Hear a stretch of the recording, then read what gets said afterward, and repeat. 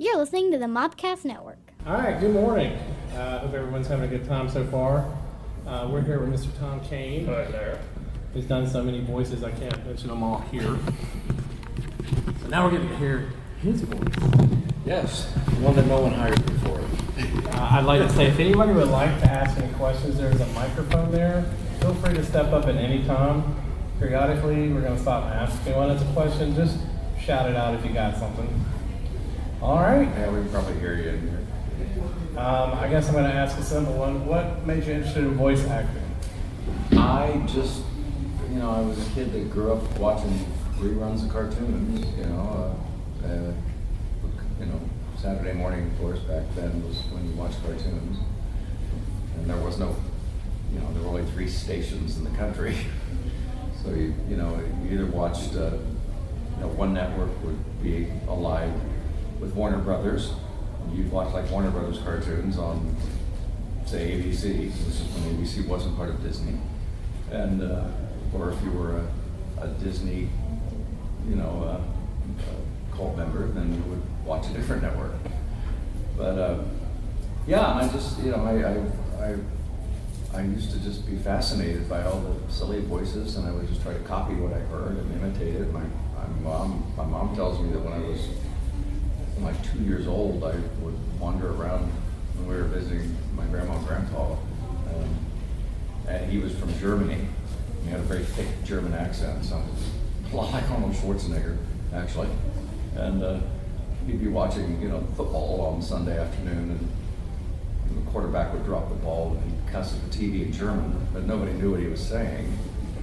And apparently I would wander around, imitate what Grandpa was saying. He just laughed his ass off because I was saying some really nasty stuff. As a 2-year-old, my mom would be like, "Daddy, why is that so funny?" And he goes, you don't want to know what the kid's saying, but he's got a good German accent. But so I was, what really got me off doing this as a career, though, I was 15 years old. It was 1977. Star Wars had come out on May 30th, which was the last day of 9th grade for me. And of course, like every other kid that summer, the world changed. The universe was larger.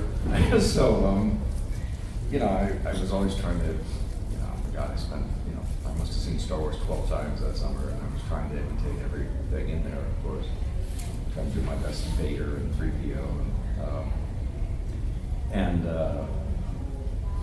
I just thought it would be a hoot to hear myself on TV or radio, because back then, and still today, especially on radio, most local commercials in most cities in America, they're all done by FM disc jockeys.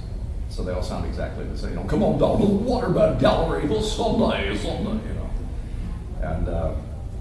And I realized even at that age, I'm like, it all sounds the same.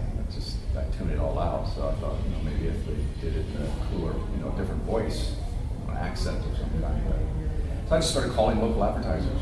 I was 15 and I had no sense of tact. And I would be like, "Hi, yeah, my name's Tom, and I heard your commercial for the Waterbed Gallery, and it really sucked.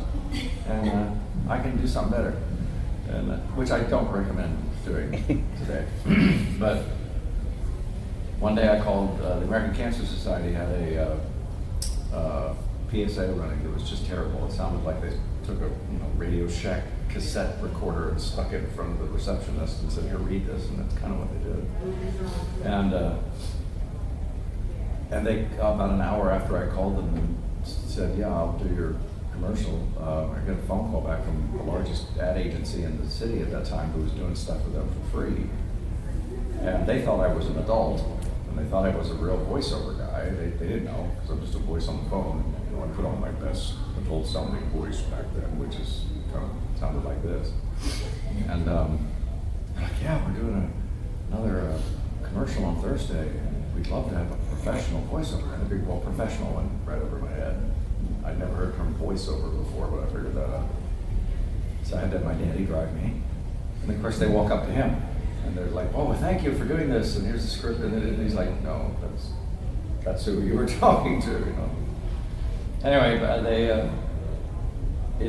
it almost didn't happen because they were pissed off because they had rented the studio and it was and it was coming out of the agency's pocket, and the poor guy that had called me and had me come in to do it was getting his butt chewed because they're like, you didn't know it was a 15-year-old who'd never done this before?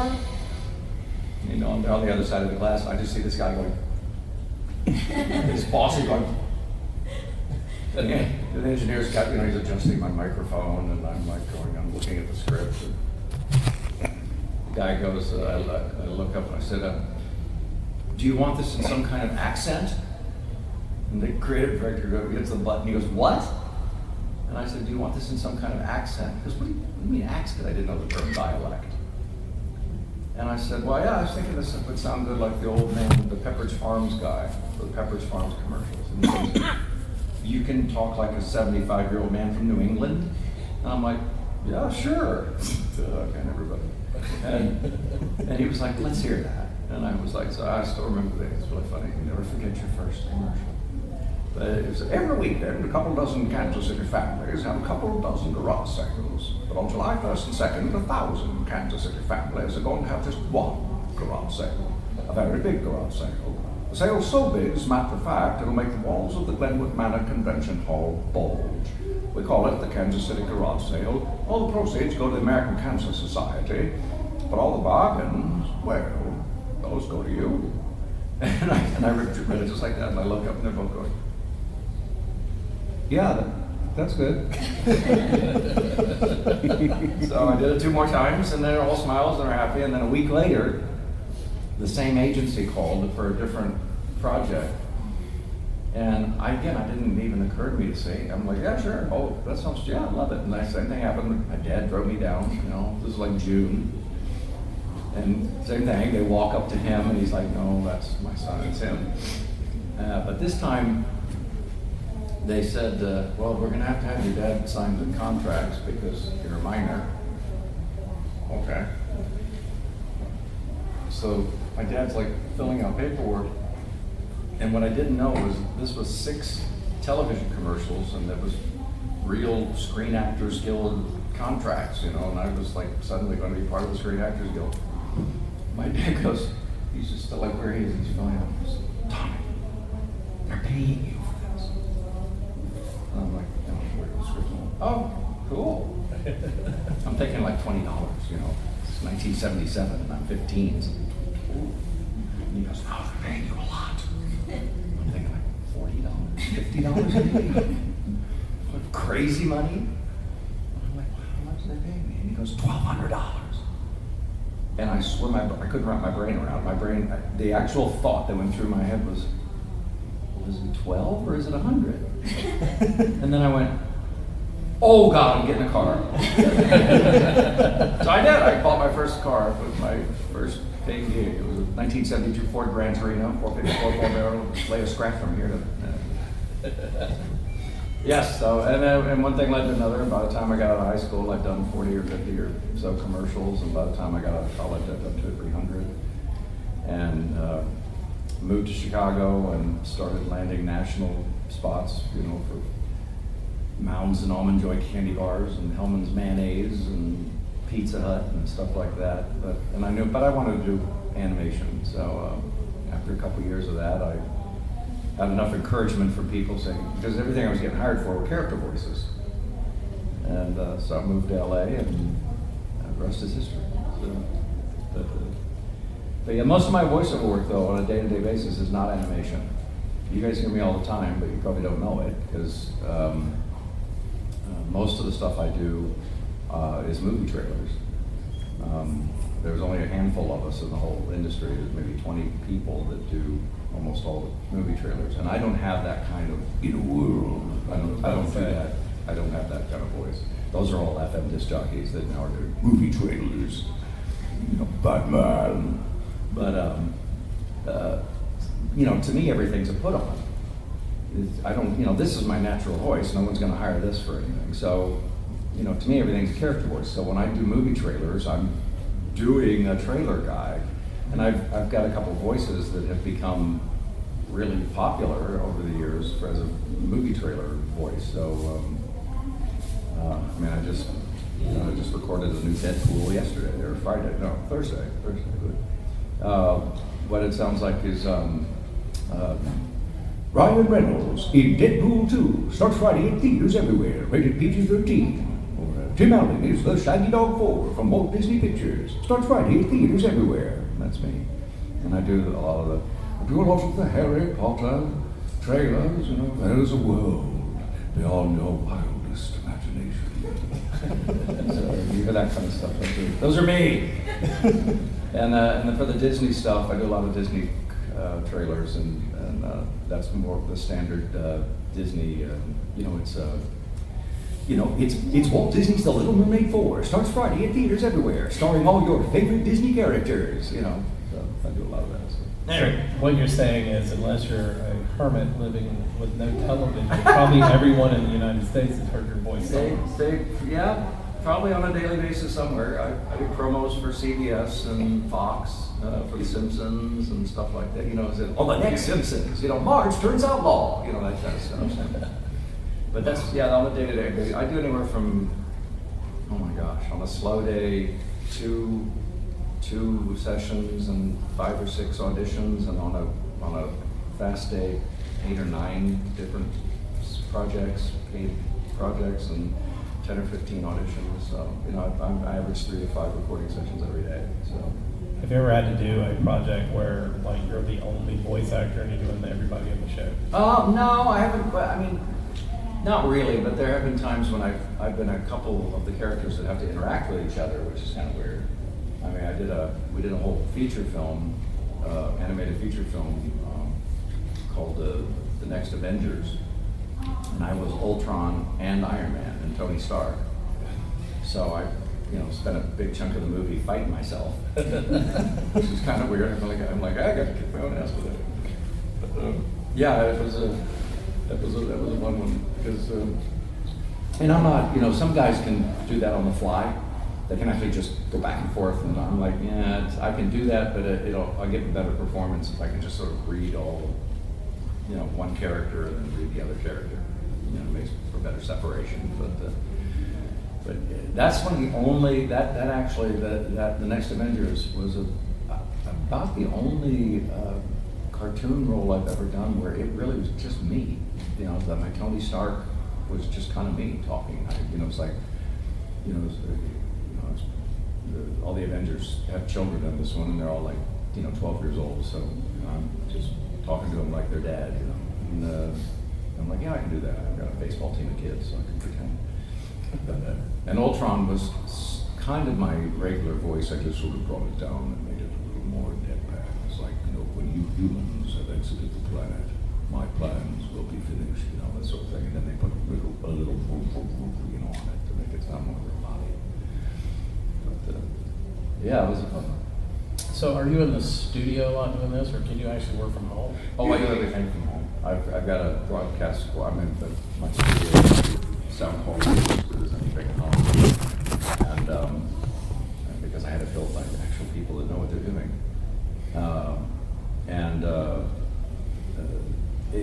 Part of that was out of necessity. I got this.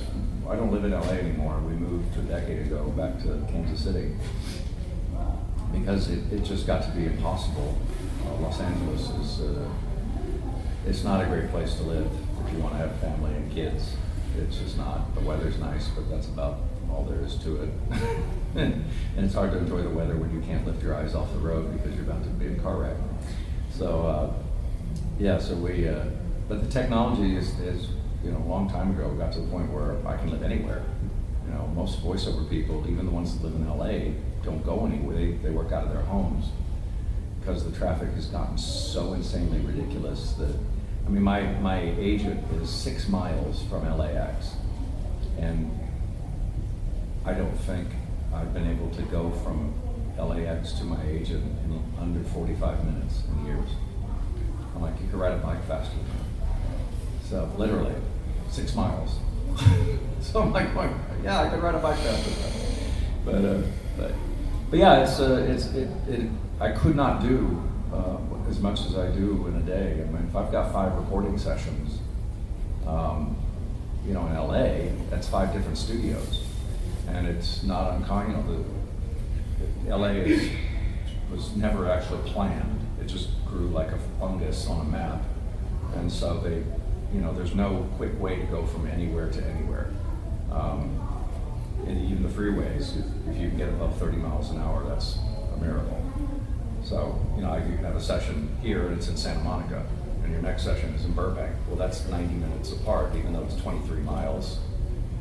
So, if you got 5 sessions in a day, before I moved, I was coming home realizing I had spent 6 hours driving that day and only 45 minutes actually on microphone. So I'm like, this is ridiculous. But anyway, it's worked out well. I'm busy. Ever since I went to my own house and back in Kansas City, I've been busier than I've ever imagined being. So, because I can be. I'm 12 feet from a mic all day.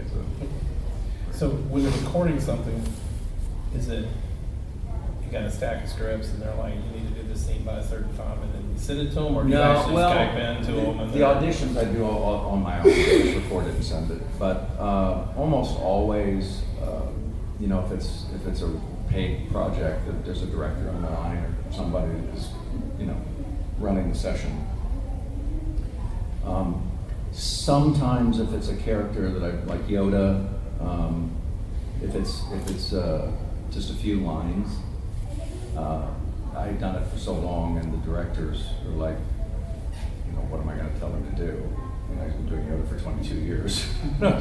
So sometimes they'll just say, I'll just record it and send it to us. But that's very rare. Usually, especially if it's a Yoda project or something, they want somebody on the line, And if it's for a movie or a television show, then definitely like Dave Filoni will be on the line directing me. And if it's for a feature film, if I'm working on any of the Star Wars feature films, they fly me to LA. They won't let me do that from home because it's not a quality issue. It's just they are so set up to do it on the sound stage to picture, and that's just the way it's done. They don't want to reinvent the wheel, and that way they have complete control over the sound and the size of the room and all that stuff. And honestly, with Disney and Lucasfilm, it's also really it's a security issue. We don't, those of us that are doing ADR or any other voiceover work, we don't see the script until we walk in the room. And when I was doing Akbar in Last Jedi, I didn't even know he was going to croak until I was like, what? What? I'm going to die. Oh. Spoilers. Anybody? Oh yeah. But that was a shock, and that one still bugs me. Yeah. That was a ridiculous way to get rid of a cool character. Pardon me, but Nell Holdo, she shows up for 5 minutes, dies, and everyone's like, okay, what was that about? It's like some admiral's gonna sacrifice himself for the fleet. It should have been Akbar. And there was a lot more to it than that, actually. There was a lot more recorded and a whole lot more shot, but when they got to the first edit of the movie, it was like 40 minutes too long. Right. So let's cut a whole bunch of stuff out. But that's normal, that happens. So how did you fall into doing Yoda? I was oh my gosh, back in the early 90s when video games were brand new, and nobody had any idea what the heck these things were, or what they were gonna be, or was this gonna go anywhere. It was just really alien technology to everybody. And Lucasfilm decided, well, because George was always on the cutting edge of technology. Industrial Light and Magic is still the absolute, benchmark for, special effects and CGI. If you can afford it, that's where you go as ILM, because they have the best stuff. And that was one of the cool things about having a company like Lucasfilm that was not owned by shareholders. It was just George. It was his toy. If he said, do it, they'd be like, well, that's going to cost, another $10 million worth of equipment. I said, do it. Okay. But they heard about all this, and he was like, it's computers. It looks like a game, and let's do that. So he, just with a stroke of his pen, created LucasArts and a whole division, and hired 100 people, and But he didn't want the very first game that Lucas did, he didn't want it to be a Star Wars game because, again, this was all experimental, and he was like, well, if it's a bomb, if it's an abject failure, it didn't want it to be a Star Wars failure. So the very first thing Lucas made was called the Dig, D-I-G. And it was some archaeology-based, like, monsters and stuff. So that was the very first one we did, and they found out because of that I did a bunch of different, dialects and characters, and I have no recollection of what I did in it, but so then the next game they started doing a Star Wars thing, so they needed people to just do TIE fighter pilots and stormtroopers and British officers, Imperial officers and stuff, and they couldn't hire any of the real people because they were all in England. Almost everybody in the movie, that was all done at Pinewood in London, and even the Americans that were a handful of Americans that were in Star Wars, were people that lived in England. They didn't come over from the United States, so they weren't there.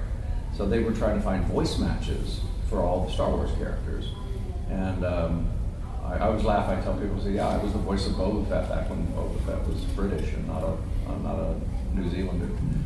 But so they started using me for just random characters, in their games, and anybody that does voiceover stuff. Anytime there's a script in front of us, like I said, when we saw the movies, we all just try to imitate everything we hear. Because again, once you've got a pair of headphones on, suddenly it sounds real. It sounds like it's coming from outside of you and not inside your head. So when you do Darth Vader with headphones on, it sounds, wow, a lot more like Darth Vader, if you are good at it.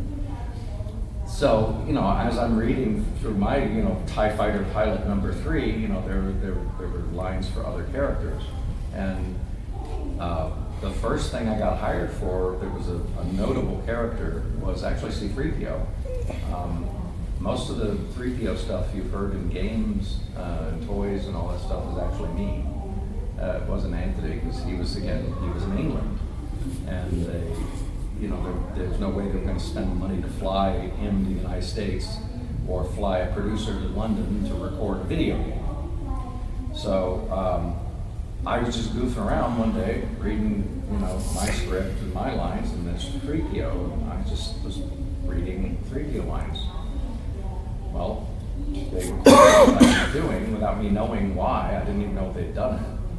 And the director walked into George's office with a little Walkman thing, little cassette, just played 20 seconds of me goofing around, and I was 3PO. And a year later, the same thing happened with Yoda. Frank Oz had become a director, and he was off shooting, I think it was the movie, for those of us in the room with some gray hair, 3 Men and a Baby, with Tom Selleck and I don't know who else.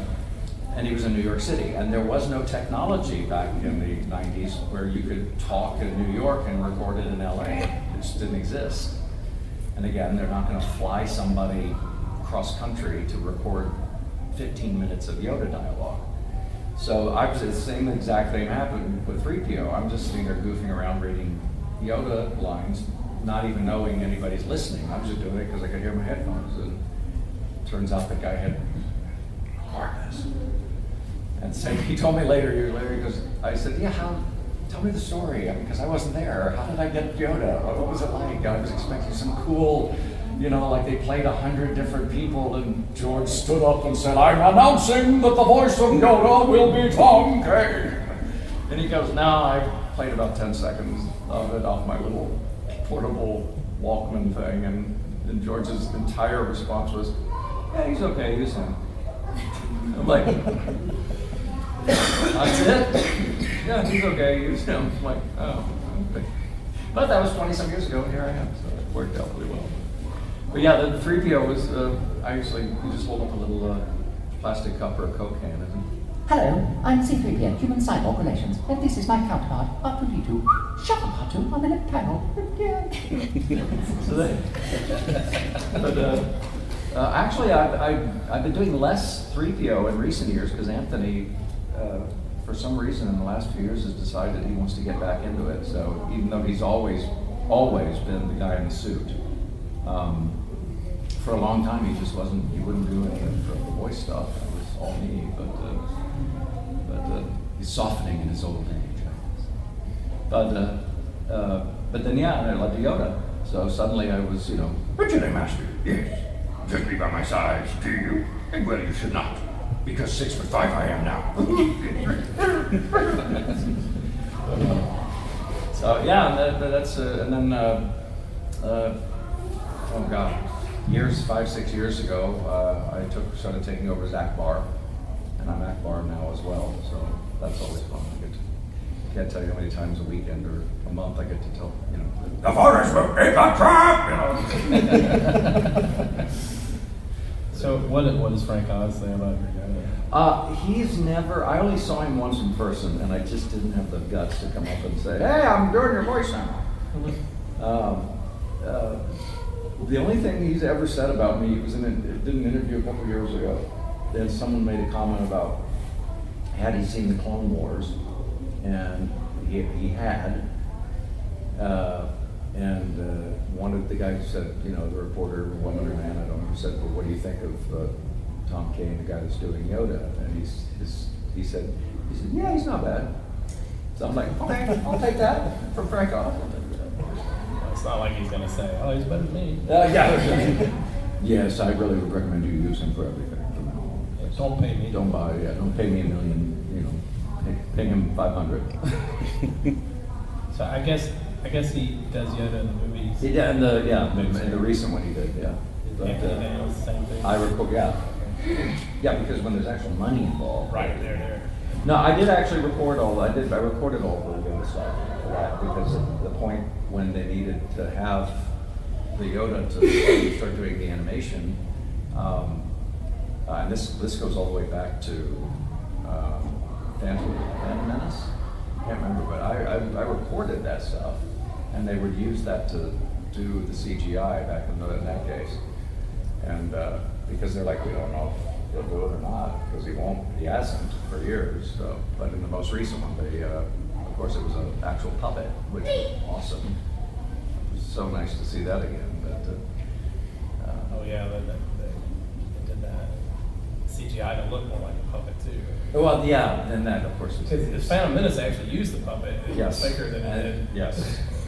And then, when they tried to fix it with CG, it just was terrible. But now that, again, Last Jedi, they went back to a full-on puppet, and it looked great, I thought. At least to my generation it did. But I don't think Frank, I think he did a little bit of it so that they could say it was Frank Oz doing the puppet. But a lot of that was probably mechanical and stuff.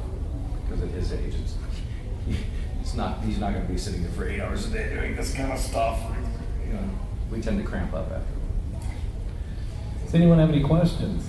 Yes, Are you the voice in the Orlando airport? I think so. Yes. Yeah, I'm all over Orlando. Ever since Disney started hiring me to do stuff for the parks, for the attractions, and then now I'm the monorail and bus voice when you go on the monorail, and when you walk in the park, I'm the ladies and gentlemen, boys and girls, welcome to Disneyland, or Orlando's case, Disney World, the happiest place on earth, that kind of stuff. So, and the all over the new Star Wars. There's a lot of fun stuff coming. The new Star Wars land. But yeah, they told me that I have more stuff in Disney World than anyone ever. That I've got more things that my voice is on than anyone has had before. So I'm like, that's cool. Can I get a plaque or something? Maybe just a free ticket or something like that. We'll give you a 10% discount. Do you recall enough of the Por favor Montego scene? No. That is the most popular. Por favor, de Montaña, Estados Unidos. El postal de. No. I can fake it, but I have to have someone actually pronounce some of that stuff to tell me what exactly it's supposed to sound like, and then I just mimic it. So. They have shirts that say that now. But I've done that a few times for companies, having their voicemail. Actually, I think there's a few places at Lucasfilm where if you call, you'll hear me doing doing, I think, 3PO, and then in Spanish. It's like, you know, hello, you've reached the office of the, you know, and por favor, it's just ridiculous. Yeah, there are bits and pieces of people. As of the time he died, I was still Steve Jobs' answering. If you were one of the handful of people that had Steve's actual private phone number, and you called it and he didn't answer, you heard me as HAL 9000, because I was picked to be the voice of HAL by, just before Kubrick died. He chose me to be the voice of HAL, and Apple got permission from Kubrick to use me as the voice of HAL in a Super Bowl spot, and the condition was that they could only run it one time at the Super Bowl, never again. But I got to be HAL, and I've now been doing that for a few other projects. And the 50th anniversary of 2001 is this year, or next year, so there's more things coming up. But yeah, up until then, if you called Steve Jobs, you would hear something like, good morning, Dave. Steve's not in right now. I've got him tied up. But if you leave your name and number, perhaps I'll let him call you back. If not, I'm sorry, Dave. Something like that. It was pretty fun. So. Yeah, that was a weird session. He wouldn't talk to me. I mean, for all of the stuff you heard about Steve Jobs, you know, I mean, he was a bit of a screamer. You know, he would yell and scream and throw things at times, but he was also very shy at times, which was just really an odd thing. And he wouldn't talk to me. He was on with me in my headphones, and instead of saying, could you do it a little faster, or I want it a little louder, or this or what, he would say to the director, he would say, could you tell Tom to do whatever? And after about 5 minutes of this, I'm like, this is just ridiculous. So I finally said, he would just say, could you tell Tom, like, yeah, I can do that. I would just talk to him directly, not waiting for the director. I'm like, no, I hear you, I'll do that. But he wouldn't break that. He just kept going. And then finally at the end, suddenly he's like, oh, Tom? I'm like, yeah? He goes, he was actually stammering. It was like weird. He was like, I was wondering, could you do, I ask you for a favor? Like, yeah? What? So, well, could you record with my phone answering machine as HAL? I'm like, yeah, sure. Many weird stories. You probably get that a lot at times. People are like, can you record this on my phone? Well, I do, and I don't do that. Partly because I don't want my voice doing anything that sounds this bad, echoey and noisy and stuff. So I will record people's messages, but I charge for it, and it goes to charity. So, and I do it in my studio back home, so it sounds good. But then I send people a MP3, and how you get it on your phone's up to you. But yeah, I will do that, but it goes to a cancer charity. So. Is there anybody else got another question? Yes. I was wondering, you know how certain actors have a distinctive voice and do audiobooks and stuff like that? Have you ever done anything like that? I've been asked. Your own, or just Yeah, I've been asked to do audiobooks. I just can't. It's too much work for too little money. And I don't mean it like I'm greedy. It's just I can't. I mean, it takes days and days and weeks sometimes to record audiobooks. And like I said, I do anywhere from 3 to 5 recording sessions a day. So if I take a day off to make $500 for a book, I'm losing $2,000 for stuff I'm not doing. You know, so I just can't. I just can't do it. It just and I don't have the kind of voice that will hold up. If I try to talk for 6 hours at a stretch, by the end of the day, I'm going to sound like this, and then I'll sound like crap the next day, and it'll cost me a job. You know, so. I'd like to do it. You know, I always joke. My son, one of my sons, loves listening to audiobooks because he works in Los Angeles and he's in his car for 6 hours a day. So he's like, Dad, you're better than these people are. You should be doing this. And it drives me crazy. I'm listening to this thing and he sucks. And I'm like going, yeah, but I lose my voice. Maybe when I retire, when I'm 65, maybe things slow down. I'll do audiobooks. But yeah, it would be fun though, because it's like you get to do everything. So tell us about working with Dave Filoni and being directed by Dave Filoni. Well, Dave's amazing. He was the first of the new generation of Star Wars producers, directors. You know, the new kids. Even though he's 40-some years old now, and we all kind of were in the same boat. You know, we were the. Well, I'm older than him, but he is part of the new generation and the first group of people that worked for Lucasfilm that had no connection to any of the original stuff because they were kids. And so now, and Dave was the first one, really, where they hired somebody to be in charge of a Star Wars project that was a fan before he was an employee, and it shows. I mean, Dave, you know, he comes to everything he does. When you talk to him and when you work with him, and so many people like him now at Lucasfilm, Pablo Hidalgo, and you know the people that are now running the show, they were all fans first, so they come to a devotion that, you know, and again, nothing against the original folks, but the original folks who created all of it, to them it was a job. It was just the next project. It's like, okay, we're going to do this, and then we're going to do Star Wars, and then we're going to move on to this one, and then a couple of years later we'll make this one and this one. They didn't have any emotional involvement with it because to them, they didn't grow up with it. It was something they created when they were 50 years old or 40 years old. You know? So yeah, it's a different mindset when you talk to the new blood. There's a reverence for it. You know, it's important to them. So it makes a difference. It really does. I mean, that's why I would say it was probably equal parts Dave and maybe one or two other people that are, you know, again, the new kids on the block that brought Clone Wars back, because they just kept going, you know, we could finish the story. You know, the people, the other folks, it's like, well, it's dead, it's gone, it's done.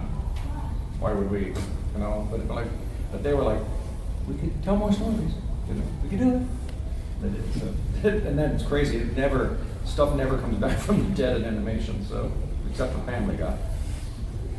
That's the only one. That's not the only one I can think of. Yeah. Anything else? Yes. Is there any one project you've done that stands out more? Well, in a good way or a bad way? Good way. Oh no, gosh. I mean, there's a ton of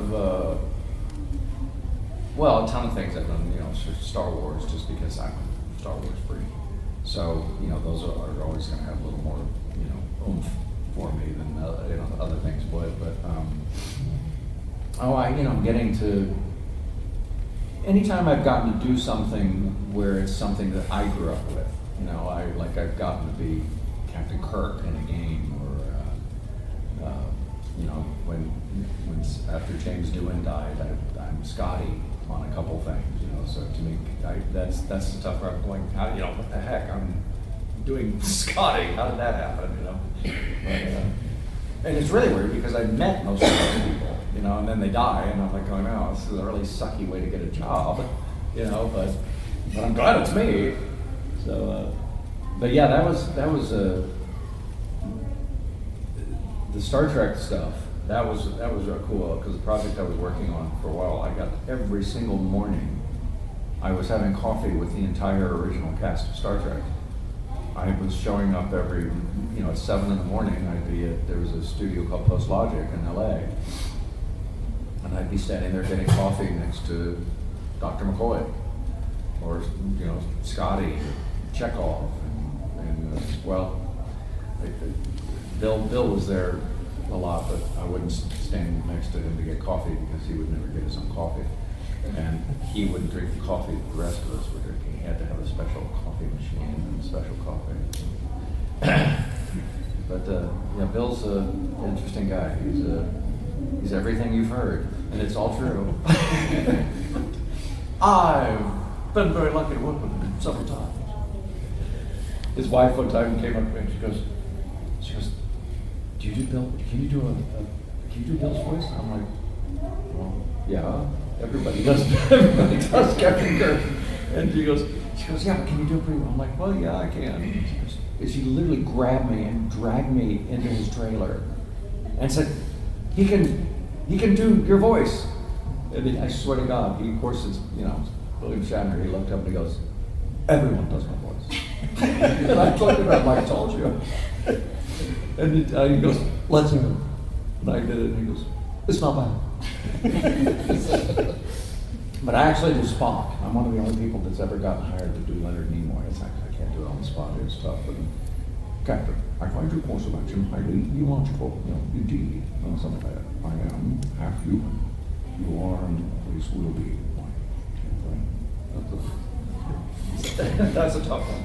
He's got this weird sort of back of the throat thing that he calls. And his voice changed after he got all his teeth replaced. He had really bad. Leonard had really bad teeth, and he had all of them replaced with dentures. It changed his voice, which was very odd. So, Does anyone else have any other questions? yes. Aside from Spock, like you just said, what do you think is the hardest voice to pull off? Well, I'm lazy. I really am. If I can do a voice naturally, if it's someone says, can you do fill in the blank, and I can do it, then I do it. If I can't, I'll just recommend something like, call James Arnold Taylor, or, I'll name 3 people. So it's a non-answer to your question, but none of the voices I do are hard for me because I only do the ones that are easy. But vocally, of course, the ones that are the hardest are I don't smoke, I never have. So, I don't have those vocal cords of leather, like the FM disc jockeys do. Those guys all were chain. Almost every FM disc jockey I've ever met is chain smoking alcoholic. The voices are made out of like you take a blowtorch to their vocal cords, it wouldn't make any difference. But so the ones that are tough for me are the ones that are just vocally tough for anybody. The raspy, Yoda, because it's like you're clearing your throat for an hour. And same thing with Akbar. It's all and Mr. Harriman, same thing.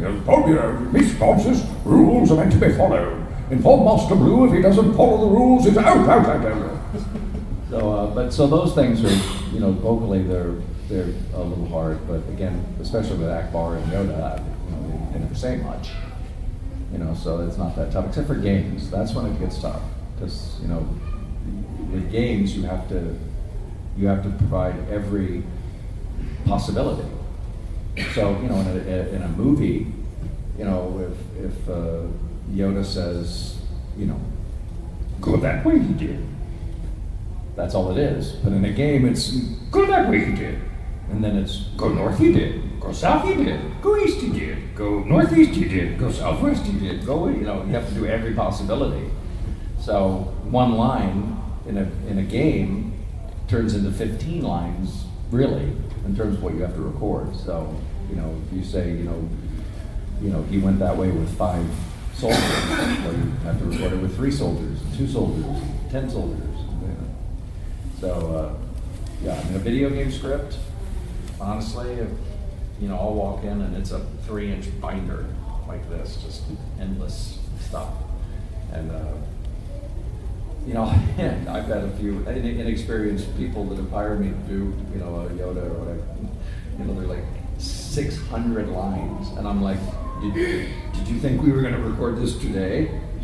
And they're like, well, yeah, but I'm like going, well, I can get through 600 lines, but after about 100 of them, it's not going to sound like Yoda anymore. It's going to sound like Yoda who's been on a bender for 3 days.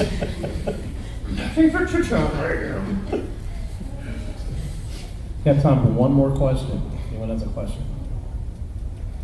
All right, I have one. Yes. What voice are you asked to do the most? Well, Yoda.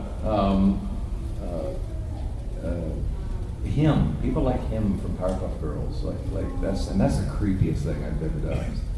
Oh, hello, Powerpuff Girls. Why don't you come in here so I can kill you? You know? And they put a little, behind it, and it sounds super creepy. But so him is a popular one.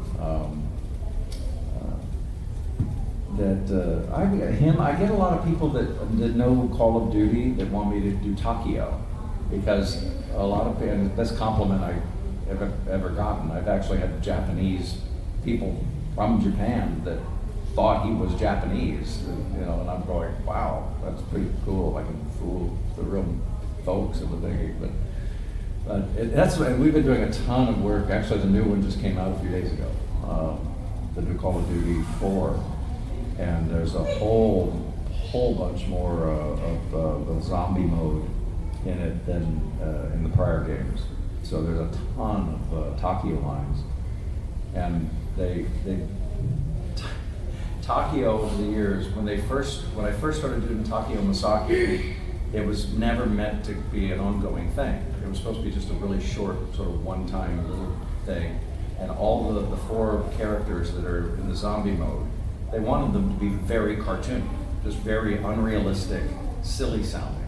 So they had the American guy kind of talking like this, and the Russian guy was very Russian, and he's a drunk. Everything was vodka, and this. And the German was a very, everything was very stereotyped, Well, in Takio, it was Japanese, so they had me doing a really, by today's standards, racist version of a Japanese, of an Asian accent. And we realized as it went on, that's a little over the top. So, pretty quickly we evolved Takio so it sounded as real as I could make it, And for the last 4 or 5 years, Takio has sounded like a real human, and which is, again, why a lot of Japanese people have said, I thought that you sounded like my grandfather. You're very, we're doing this thing now where apparently somewhere in the game you can, I guess, go back in time, and the current characters meet the original 4 characters from 12 years ago. And the animations even looked crappy. It looks like they came from the other game, so that they look different, they sound, and we've had to recreate that old sound. And I hadn't realized how horrendously bad it was. And they're like, here, let's play what you did a decade ago, And I'm going, oh my God, I didn't really do that. Because he was like, this Arabian has no honor. He was very, very serious. Thank God I've got 3 Asian children. They give me some cover. I'm not a racist. I have my own 3 Asian kids. We want to thank Tom Kane for being here. Well, thank you guys. You guys can see a little bit of the Come on, guys. Thank you for listening to the Mobcast Network.